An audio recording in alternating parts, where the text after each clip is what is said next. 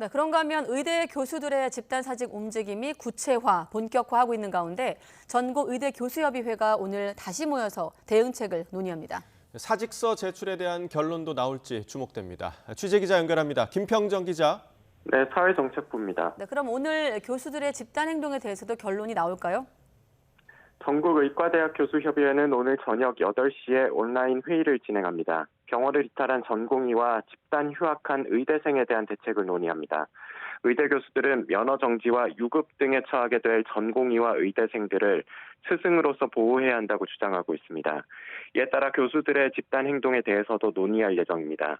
지난 9일 열린 비공개 회의에서는 집단 행동에 대한 뚜렷한 결론을 내지 못했습니다.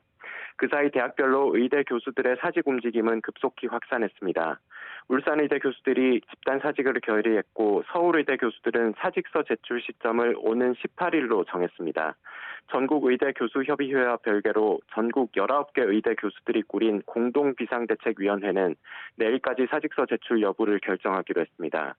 의대 교수들이 사직이 현실화하면 대형 병원의 진료는 큰 타격을 받을 수밖에 없습니다. 수술은 물론 항암 치료 등 시기가 중요한 진료가 제때 이루어지지 않을 수 있다는 우려가 커지고 있습니다.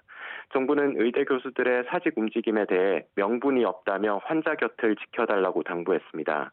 어제 기준으로 상급 종합병원의 입원 환자가 지난주보다 6.4% 증가하는 등 조금이나마 회복세를 보이는 의료 현장을 지켜달라고 강조했습니다. 지역 의료를 강화하는 시범사업에 3년간 500억 원을 지원하는 등 이를 위한 의사 인력 확충은 필수라고 설명했습니다. 의대생에 대한 필수 의료 실습을 확대하고 계약형 필수 의사 제도를 도입해 필수 의료 의사의 지역 장기 근무를 유도하겠다고 밝혔습니다. 지금까지 사회정책부에서 YTN 김평정입니다.